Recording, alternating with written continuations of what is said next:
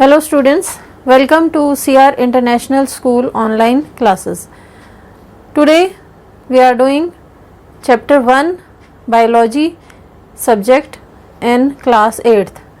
This chapter we are repeating again so as to give you a proper revision of this chapter.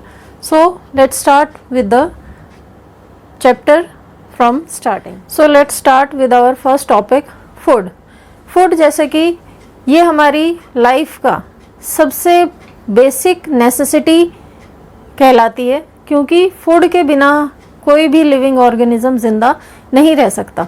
और food ही ऐसी चीज़ है जिसको पाने के लिए हम एक दूसरे के खिलाफ लड़ते भी हैं और एक दूसरे की मदद भी करते हैं.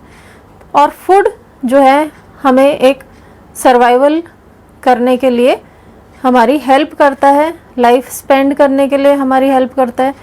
और फूड के कारण ही जो लिविंग ऑर्गेनिजम्स हैं वो इस अर्थ पर एग्जिस्ट कर सकते हैं. तो जो ये फूड है ये हमारे लिए क्यों आवश्यक है? क्योंकि ये हमारी बॉडी को एनर्जी देता है. और एनर्जी किसके लिए?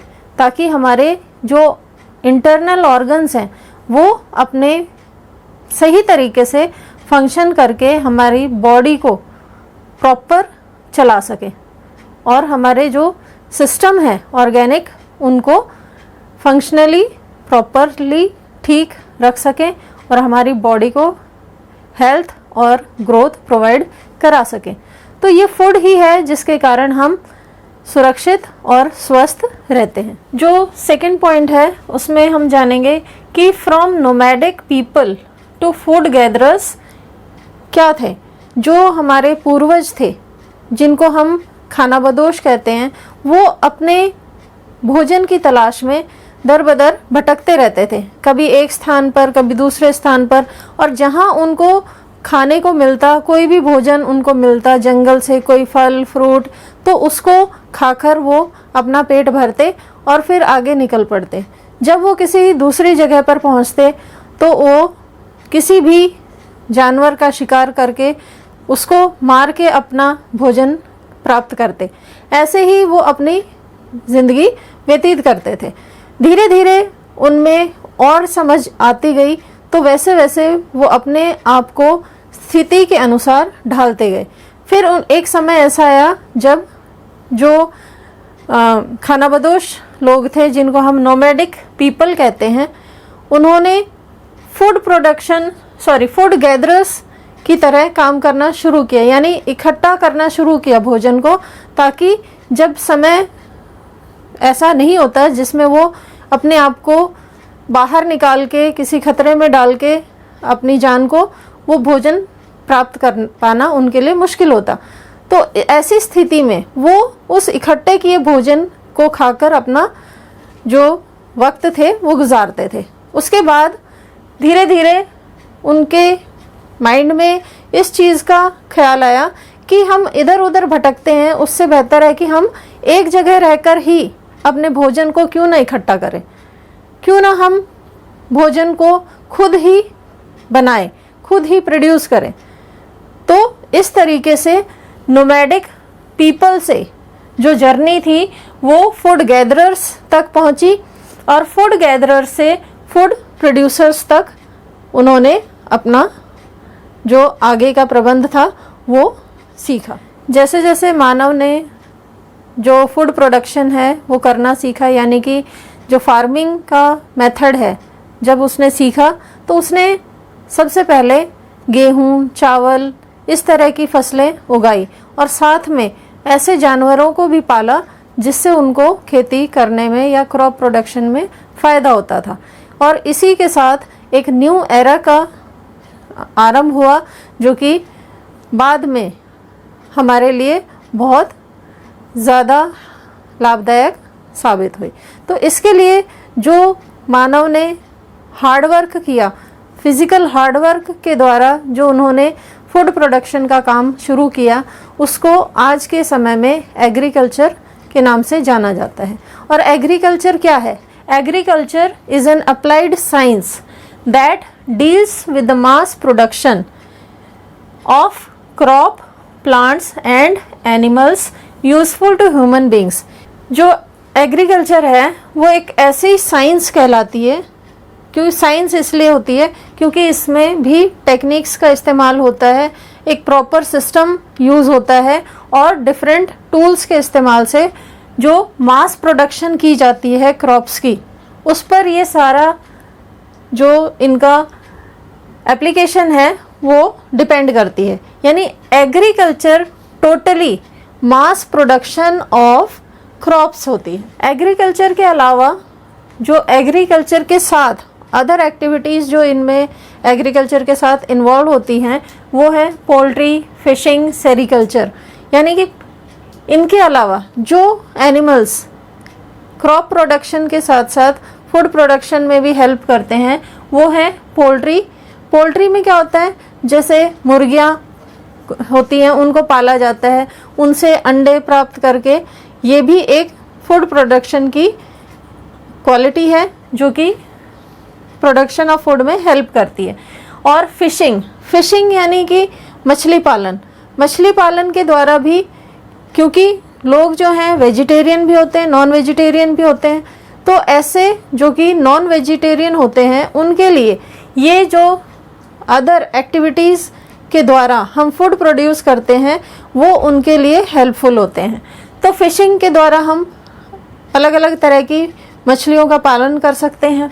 सेरीकल्चर में यानी कि जो शहतूत के कीड़े होते हैं जिनके द्वारा सिल्क प्रोड्यूस किया जाता है, उनका पालन पोषण किया जाता है, जिससे जो प्रोडक्शन है सिल्क की वो हेल्पफुल होती है, उसकी प्रोडक्शन बढ़ती है।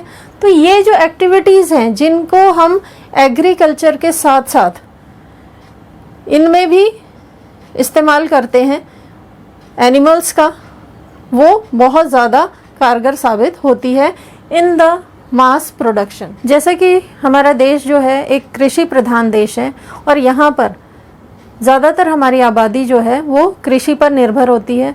यहाँ पर ज़्यादा जनसंख्या जो है गांव में रहती है, वहाँ पर लोग फार्मिंग करते हैं और क्रॉप प्रोडक्शन के द्वारा अपना पेट भरते हैं और अपना व्यवसाय चलाते हैं। तो क्योंकि जो क्रॉप प्रोडक्शन है उसके द्वारा जो बढ़ती जनसंख्या है हमारे देश की, उनकी जो रिक्वायरमेंट है भोजन की वो भी बढ़ती जा रही है।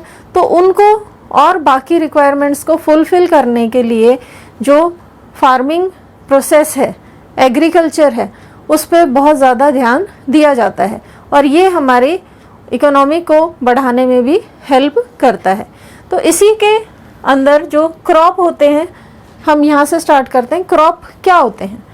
क्रॉप यानी कि एक एरिया में एक समान फसलें जो उगाई जाती हैं उसको क्रॉप कहते हैं।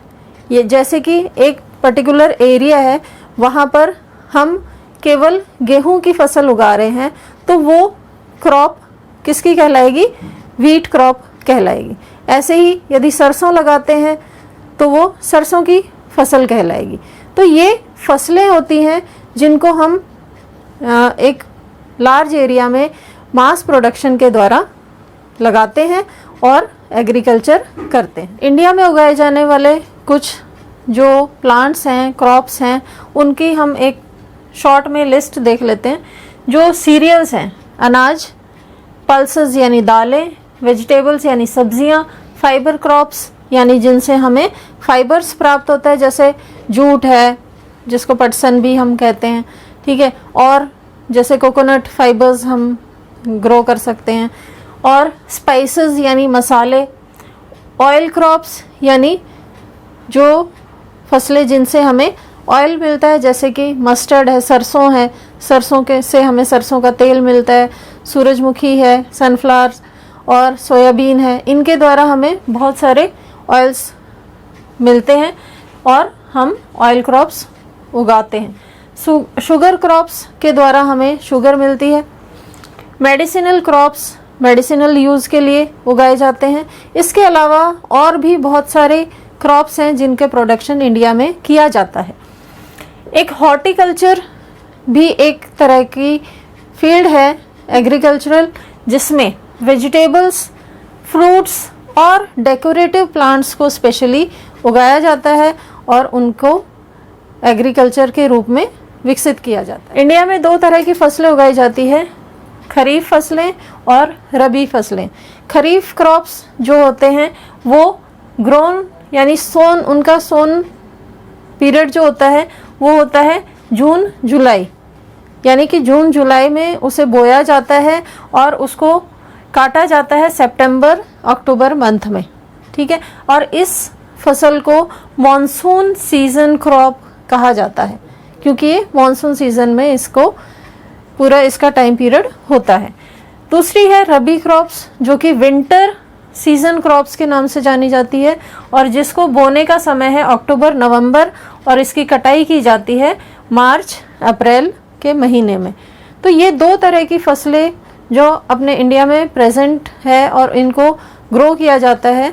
इसी पैटर्न पर हम और बाकी फसलें हैं उनको भी उगाते हैं। जो खरीफ की फसलें हैं उनमें उगाई जाने वाली जो फसलें होती हैं उनमें हम चावल, मक्का, सोयाबीन, मूंगफली और कॉटन यानी कपास, इन फसलों को उगाते हैं।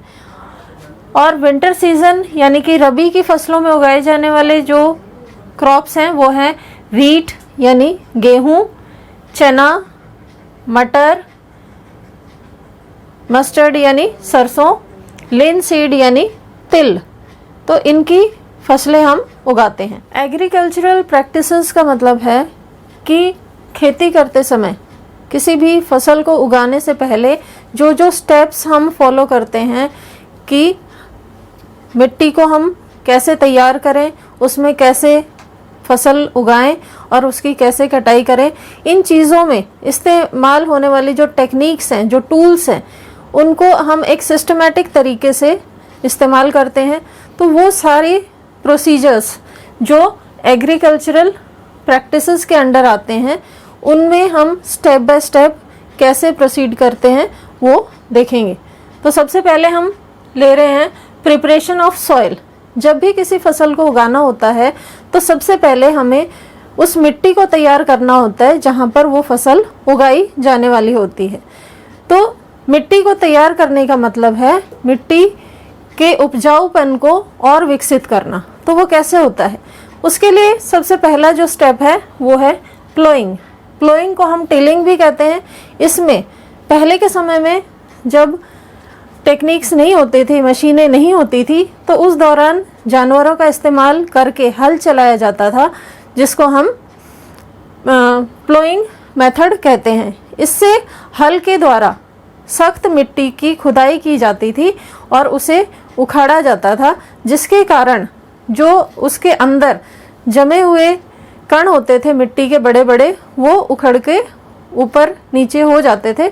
इससे जो मिट्टी होती है वो लूज हो जाती है, जिसके कारण जो भी माइक्रो ऑर्गेनिजम्स हैं वो बाहर आते हैं और मिट्टी को और लूज करने में हेल्प करते हैं। साथ साथ जब मिट्टी लूज होती है तो उसमें एयर गैप्स फिल हो जाते हैं, जिसके कारण जो हवा उसके अंदर भरती है तो वो भी एक मिट्टी के उपजाऊपन को बढ़ाने में मदद करती है। इसके अलावा जो प्लोइंग प्रोसेस है आजकल उसमें ट्रैक्टर्स का इस्तेमाल किया जाता है। ट्रैक्टर्स के पीछे हल लगाकर हम मिट्टी को लूज कर सकते हैं और जब मिट्टी लूज होती है तो उसके अंदर मौजूद और भी जो न्यूट्रिएंट्स होते हैं वो निकलकर बाहर आते हैं और हवा मिलने के साथ उनमें और भी फर्टिलिटी जो होती है वो इंक्रीज होती है। कुछ समय के लिए हम मिट्टी को ऐसे ही खुला छोड़ देते हैं ताकि उसको भी और फर्टाइल होने में मदद मिल सके। सेकेंड मेथड जो है हमारा लेवलिंग मेथड। लेवलिंग में क्या होता है, जो हमने लूज की हुई मिट्टी होती है जब उसको कुछ समय के बाद हम दोबारा से फसल उगाने के लिए तैयार करते हैं तो सबसे पहला जो स्टेप होता है वो होता है लेवलिंग, कि जो भी मोटे खंड होते हैं मिट्टी के उनको तोड़ के बराबर एक लेवल में मिट्टी को फैलाया जाए ताकि उसके ऊपर क्यारी बनाकर हम बीज को बो सकें। तो वो मेथड कहलाता है लेवलिंग। और इसके लिए इस्तेमाल होने वाले जो टूल हैं उसको हम लेवलर कहते हैं, जो कि एक बहुत बड़ा लकड़ी का फट्टा होता है जिसको ट्रैक्टर के पीछे या हल के पीछे लगाकर पूरे खेत में घुमाया जाता है ताकि जो मोटे कण हैं मिट्टी के वो टूट के छोटे कणों में बट जाएं और मिट्टी का स्तर जो है वो समान हो जाए। तो इसको हम कहते हैं लेवलिंग। तो बेटा आज की वीडियो हम यहीं पर एंड करते हैं और इसमें जो हमने पॉइंट्स पढ़े हैं उनको आप ध्यान से दोबारा से देखना, बार बार देखना, ताकि आपके डाउट्स जो हैं वो क्लियर हो सकें और एग्रीकल्चर से रिलेटेड जो भी क्वेरी है वो आपकी क्लियर हो जाए। So that's all for today. Thank you and have a nice day.